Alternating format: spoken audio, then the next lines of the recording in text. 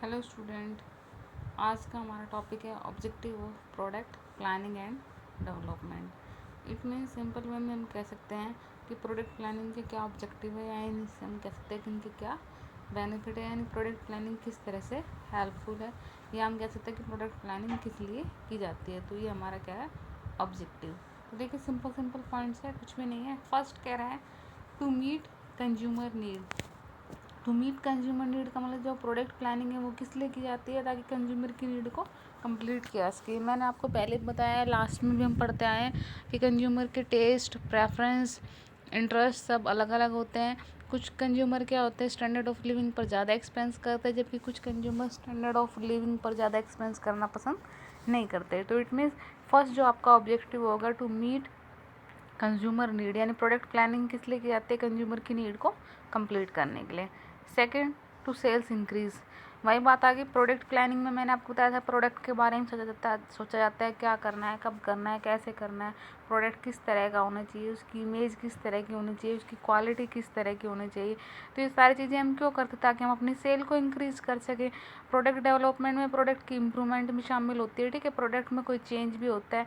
तो ऐसा हम क्यों करते हैं, जब जो हमारे एग्जिस्टिंग प्रोडक्ट है, जब उसमें कुछ वीक पॉइंट होते हैं, देन हम क्या करते हैं, अपना न्यू प्रोडक्ट मार्केट में लेकर आते हैं।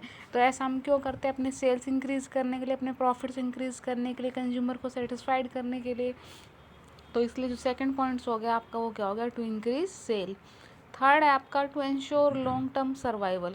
To ensure long term survival का मतलब देखिए, कोई भी बिजनेसमैन है वो हमेशा सोचेगा कि उसका बिजनेस कंटिन्यू चलता रहे और लॉन्ग टाइम तक सर्वाइव करता रहे बिजनेस में। आज के टाइम में आपको पता है कि अगर हमें कोई प्रोडक्ट मार्केट में लेकर आते हैं, तो उसकी जो ज़्यादा दिन तक उसको मार्केट में टिक पाना मुश्किल होता है, क्योंकि कंज्यूमर के टेस्ट प्रेफरेंस चेंज हो रहे हैं, कंज्यूमर फैशन तभी आउट हो जाता है। तो इसलिए क्या करते हैं, हमें प्रोडक्ट की बार बार प्लानिंग करनी होती है और प्रोडक्ट का बार बार डेवलपमेंट करना होता है, एग्जिस्टिंग प्रोडक्ट में कुछ ना कुछ चेंज करना होता है। ऐसा हम किस लिए करते हैं, लॉन्ग टर्म सर्वाइवल के लिए, ठीक है। तो थर्ड ऑब्जेक्टिव क्या होगा, लॉन्ग टर्म सर्वाइवल। फोर्थ है to ensure better utilisation of resources. जो हमारे रिसोर्सेज है, रिसोर्सेज का मतलब प्रोडक्ट में जो भी resources, man material, machinery, labour, जो भी यूज़ होते हैं, इनका प्रॉपर यूटिलाइजेशन हो सके, वो किस लिए, इसलिए हम क्या करते हैं, प्रोडक्ट प्लानिंग। क्योंकि प्लानिंग प्रॉपर तरीके से होगी तभी जो रिसोर्सेज है आपका उनका प्रॉपर तरीके से यूज़ होगा। तो ये एक ऑब्जेक्टिव है। कॉम्पिटिटिव एडवांटेज, आज के टाइम में आपको पता है कंपटीशन कितना इंक्रीज़ हो गया है। अगर हम कोई प्रोडक्ट मार्केट में लेकर आते हैं, तो देन अगेन उसका क्या होता है, डुप्लीकेट प्रोडक्ट पहले ही मार्केट में आ जाता है। तो ये सारा क्या है, कंपटीशन। जैसे हम प्रोडक्ट लेकर आते हैं, सेम कंपनी हमारे जैसा सेम प्रोडक्ट मार्केट में उतार देती है और हमसे कम प्राइस में ले आती है। तो इससे कंपटीशन आपका इंक्रीज़ हो रहा है। तो प्रोडक्ट प्लानिंग का एक ऑब्जेक्टिव क्या है, कंपटीशन की एडवांटेज लेना भी। To to design effective marketing strategy. एक प्रोडक्ट प्लानिंग हम किस लिए करते हैं, प्रोडक्ट डेवलपमेंट किस लिए करते हैं, कि जो हमारी स्ट्रेटेजी है वो इफ़ेक्टिव हो। इफ़ेक्टिव का मतलब सामने वाले पर इफ़ेक्ट डाले, यानी कंज्यूमर पर इफ़ेक्ट डाले। यानी इस तरह की हमें स्ट्रेटेजी बनानी चाहिए कि जो कंज्यूमर है हमसे सेटिस्फाइड हो, हमारे प्रोडक्ट को परचेज़ करे, ठीक है। तो वो स्ट्रेटेजी पर इफ़ेक्ट डालती है। देन नेक्स्ट सेवन्थ पॉइंट है टू एनहांस प्रॉफिटेबिलिटी। वही प्रॉफिट को इंक्रीज़ करना। तो वही पॉइंट्स आ गया, सेल्स को इंक्रीज़ करना, प्रॉफिट को इंक्रीज़ करना, कंज्यूमर को सेटिस्फाइड करना। यही हमारे क्या होते हैं, प्रोडक्ट प्लानिंग के ऑब्जेक्टिव होते हैं। देन नेक्स्ट कह रहा है फुलफिलमेंट ऑफ सोशल रिस्पॉन्सिबिलिटी। देखिए सोशल रिस्पॉन्सिबिलिटी को तो फुलफिलमेंट हमें करना ही पड़ता है, क्योंकि प्रोडक्ट प्लानिंग में हम क्या सोचते हैं, कंज्यूमर के बारे में सोचते हैं कि कंज्यूमर सेटिस्फाइड होना चाहिए। उनके टेस्ट के अकॉर्डिंग, उनके प्रेफरेंस के अकॉर्डिंग अपने प्रोडक्ट को क्या करते हैं, उनके अकॉर्डिंग बनाते हैं कि कंज्यूमर किस तरह के प्रोडक्ट की डिमांड कर रहे हैं, उन्हीं के अकॉर्डिंग हम क्या करते हैं, मॉडिफाई कर। जैसे मैंने पहले भी एग्जांपल दिया हुआ है, जब हमने प्रोडक्ट के टाइप पढ़े हैं, तो मैंने एक वॉशिंग मशीन का एग्जांपल दिया था कि देखिए एक होता है कोर प्रोडक्ट, उसकी जो वो क्या करते हैं, कोर प्रोडक्ट जो होते हैं उसमें कंज्यूमर मेन फीचर को देखता है। जैसे वॉशिंग मशीन का काम कपड़े धोना है, तो कंज्यूमर केवल क्या देखेगा, कपड़े धुल रहे हैं नहीं धुल रहे, ठीक है। लेकिन कुछ कंज्यूमर क्या होते हैं, ब्रांड भी देखते हैं, इमेज भी देखते हैं, क्वालिटी भी देखते हैं। वो देखते हैं कि ऑटोमेटिक है या नहीं, या गारंटी कितने टाइम की है, वारंटी कितने टाइम की है। तो इट मीन्स जो हमारी सोशल रिस्पॉन्सिबिलिटी है उनको भी हमें फुलफिल करना है। ये भी किसका ऑब्जेक्टिव है, आपका प्रोडक्ट प्लानिंग का। प्रोडक्ट प्लानिंग से क्या है, सोशल रिस्पॉन्सिबिलिटी भी फुलफिल हो जाती है, ठीक है। देन नेक्स्ट है अदर ऑब्जेक्टिव। प्रोडक्ट प्लानिंग के अदर ऑब्जेक्टिव हो सकते हैं रिस्क को कम करना, ठीक है, कंज्यूमर को सेटिस्फाइड कर, चलो ये तो ऊपर आ लिया। रिस्क को कम करना हो सकता है, अपने प्रोडक्ट की मार्केट में डिमांड इंक्रीज़ करना हो सकता है। तो ये सारे अदर ऑब्जेक्टिव है वो सारे किस में आएंगे, आपके product planning and product development में। तो ये सिंपल सा था आपके objective of product planning. Then next topic है हमारा, ये छोटा सा, इसमें कुछ भी नहीं है, new product development in international market. ये बार बार मैंने आपको बताया है कि न्यू प्रोडक्ट का डेवलपमेंट क्या होता है, किस तरह से होता है, कंज्यूमर के अकॉर्डिंग होता है। बस इंटरनेशनल मार्केट है तो डोमेस्टिक से थोड़ा डिफरेंस हो जाएगा। जैसे मैंने आपको पहले बताया था कि डोमेस्टिक में केवल हम अपनी कंट्री का देखते हैं, इंटरनेशनल में हम अदर कंट्री का भी देखेंगे। तो छोटा सा टॉपिक है, पढ़ लेना, ऐसा डिफ़िकल्ट नहीं है। देन नेक्स्ट जो आपका इम्पोर्टेंट है वो है आपका ये वाला, मोस्ट इम्पॉर्टेंट है इस चैप्टर में से। इस क्वेश्चन के पूछे आने के चांसेस है कि जो आपका न्यू प्रोडक्ट का डेवलपमेंट है उसकी क्या प्रोसेस है, यानी न्यू प्रोडक्ट का किस तरह से डेवलपमेंट हम कर सकते हैं। तो उसकी जो प्रोसेस है वो आपकी मोस्ट इम्पॉर्टेंट है। तो प्रोसेस देखिए, फर्स्ट होगा generation of new product idea. देखिए सबसे पहले हमारे माइंड में क्या आता है, किसी भी प्रोडक्ट को अगर हमें डेवलपमेंट करना हो तो सबसे पहले हमारे माइंड में आइडियाज़ आएंगे। ठीक है, आइडियाज़ हमारे माइंड में कई तरह के आ सकते हैं कि किस तरह का प्रोडक्ट लाना है, इस तरह का होना चाहिए, कंज्यूमर का टेस्ट क्या है उनके अकॉर्डिंग होना चाहिए, या जो एनवायरनमेंट है, जो गवर्नमेंट के रूल रेगुलेशन है उसके अकॉर्डिंग होनी चाहिए, क्लाइमेट के अकॉर्डिंग होना चाहिए। यानी हमने जो सारे फैक्टर्स थे वहाँ हम एनालाइज कर सकते हैं।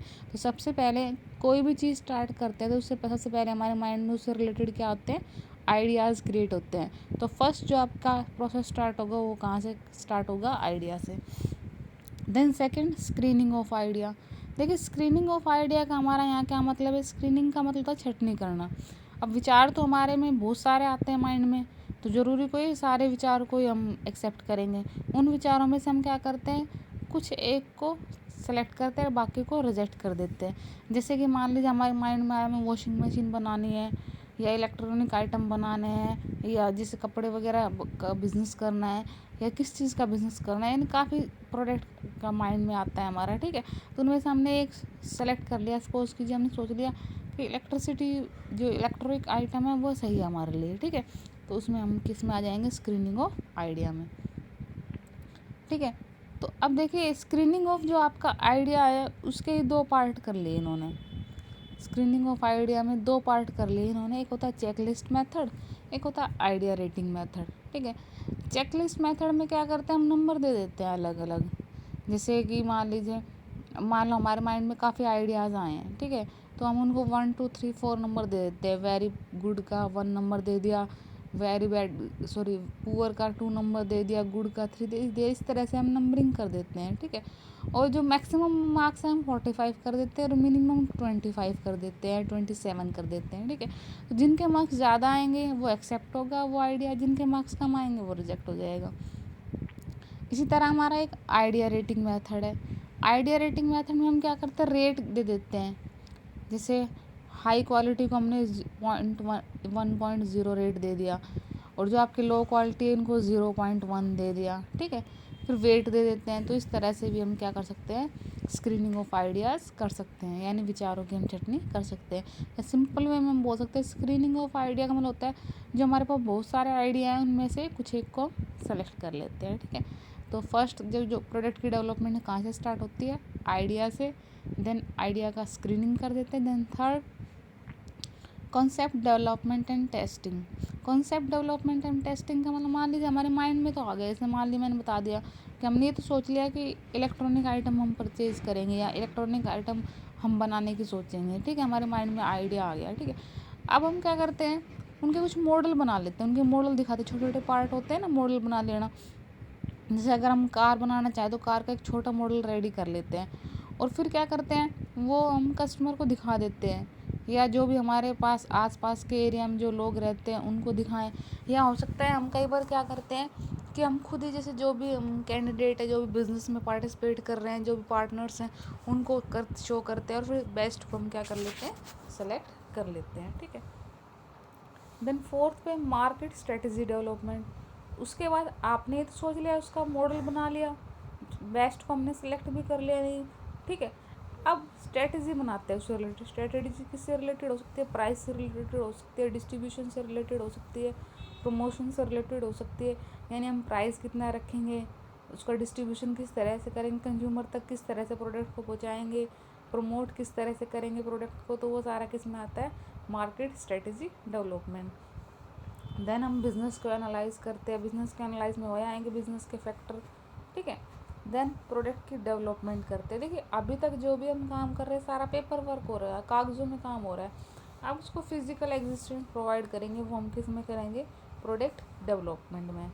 Then test marketing, test marketing में हम क्या करते हैं, प्रोडक्शन स्टार्ट कर देते हैं लेकिन प्रोडक्शन कम करते हैं, ठीक है। और जैसे मान लीजिए एक लिमिटेड एरिया ले लिया, उसी एरिया में हमने प्रोडक्ट को ले गए हम, फिर वहाँ प्रोडक्ट की टेस्टिंग होती है कि कंज्यूमर प्रोडक्ट को प्रेफरेंस दे भी रहे हैं नहीं, या प्रोडक्ट में कोई कमी तो नहीं है। फिर जो भी हमारी वीक पॉइंट होता है प्रोडक्ट में उसको हम इम्प्रूव कर सकते हैं, क्योंकि हमने प्रोडक्शन ज़्यादा नहीं किया, केवल टेस्ट के लिए कर रहे हैं। वो जिस टेस्ट मार्केटिंग का मतलब क्या, केवल टेस्ट के लिए हम कर रहे हैं, थोड़ा सा प्रोडक्शन करके देखते हैं, और अगर कंज्यूमर ने डिमांड की तो फिर प्रोडक्ट को हम बना देंगे, ठीक है।